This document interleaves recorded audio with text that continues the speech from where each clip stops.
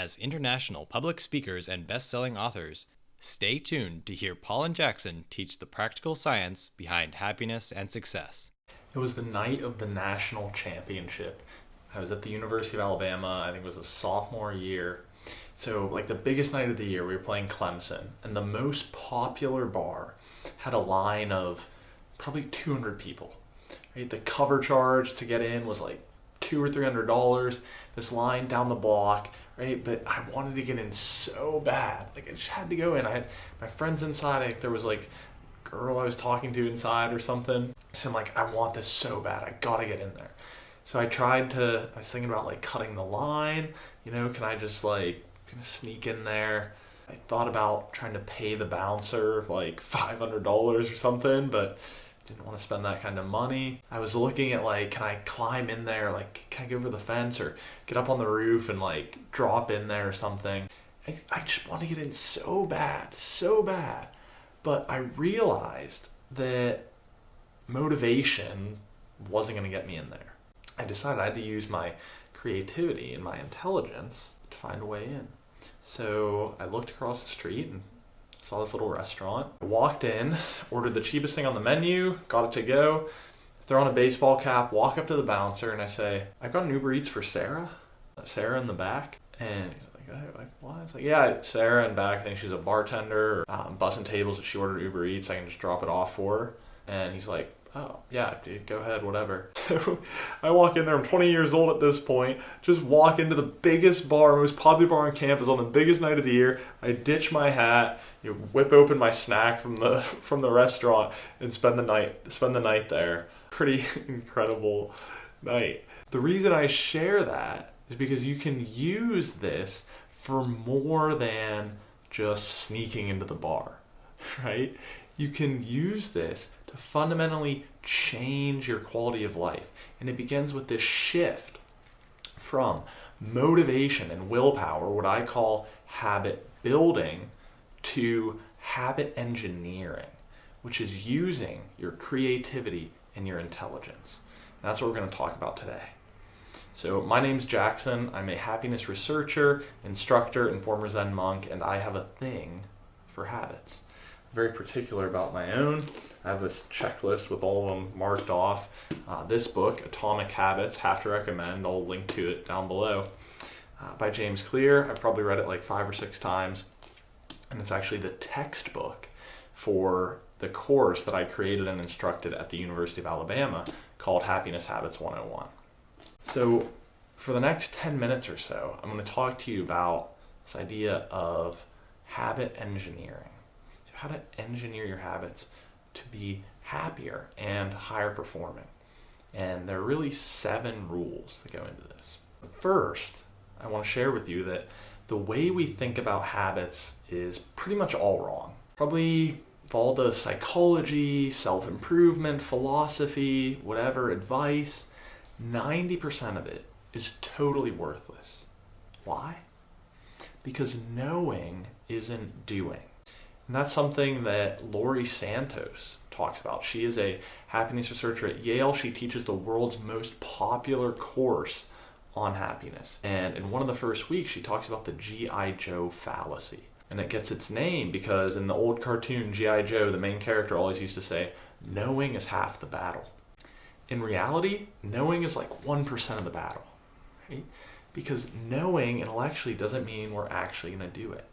Knowledge without action is useless. So the reason it's so important to focus on habits is because habits are the mechanism that actually converts knowing to doing. And that's what we're talking about with habit engineering. Right? Going from habit building, which is trying harder, to habit engineering, which is trying smarter, and making sure that the knowledge actually leads to action. So as I mentioned earlier, we're now going to get into these 7 rules of habit engineering. Number 1 is make it too easy. Number 2 is make a plan. Number 3 is track it. Number 4, change your environment. Number 5, don't allow zeros. Number 6, reward yourself. And number 7, is get support. So number one, make it too easy.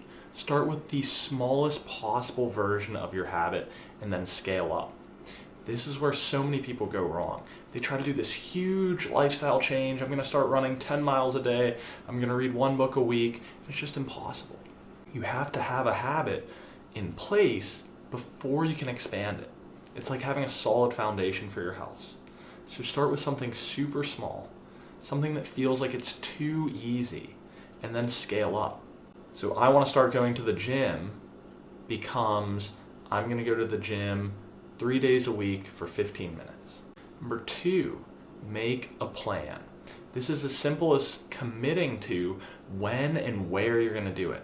And there are studies that show if you just get people to say or write down when and where they're going to do it, it will increase follow through over 200%. So clinical studies have found that. So I want to read more becomes I will read one page at 7:30 in the morning at my kitchen table before I eat breakfast. Number three, track it. What gets measured gets managed. You have to have a system in place to see your progress, to make it tangible, to make it visible. And it's pretty amazing that we track things like our steps, our work hours, our finances, but often we don't track things like what are the habits around my mental health? Or how much am I investing in the relationships with people I love? You gotta track these things. So an example is to print out a daily checklist and leave it on your pillow and check it off each night. You can set a digital recurring reminder that you have to check off each day or keep a spreadsheet of your most important habits. Number four is change your environment. So we often focus all internal, but it's just as important to focus externally. How can I change the world around me to make my behavior easier? When I was living as a Zen monk, I spent 90 days, no drugs or alcohol, vegetarian, no nicotine, and almost very little, maybe 1 day a week, using my cell phone. And it wasn't because I was disciplined or so motivated, it was because I was in that different environment. So for example, if you have trouble hitting snooze in the morning, try moving your phone across the room. If you want to eat more fruits and vegetables, eat healthier, keep a bowl of fresh fruit on your kitchen table or cut up vegetables in your fridge. Number five is don't allow zeros. They say 80% of success in life is just showing up. Well, I've got good news. 100% of success in your habits is just showing up. The most important thing is to keep the momentum going. And importantly, if you do miss, recover. Missing once is a mistake, but missing twice starts a whole new pattern, and it starts a downward spiral. So focus on never putting up a zero. Just show up every single day, or if it's a different style of habit, maybe 3 times a week or once a week, hitting it every week, every time you are supposed to do it. Number 6, track of my hands, is reward yourself. So use positive reinforcement, especially short-term rewards, to condition and build the habit. So for example, I like to have my breakfast and morning coffee after I do my meditation. For that same meditation habit, you might have your checklist, and after you do 30 days straight of meditation, you treat yourself to a reward, like sleep in or go out for a nice dinner.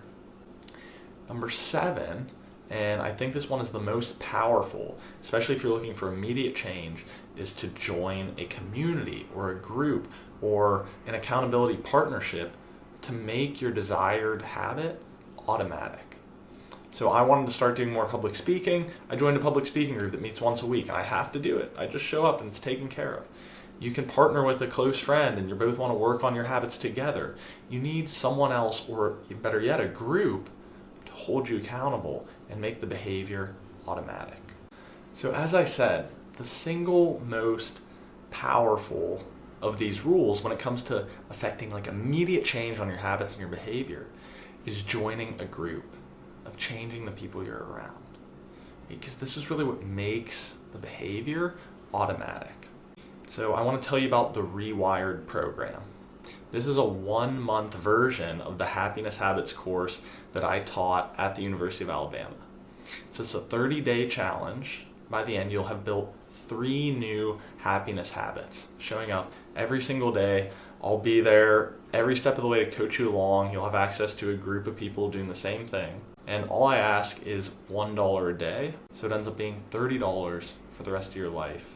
3 new happiness habits. I also offer habits-based coaching, and both of those I'll put links to down below. What I want to leave you with is this.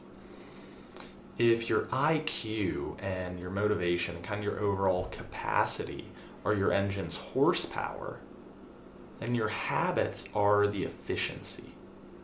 How well is that power being translated into output? Is it going towards the right things?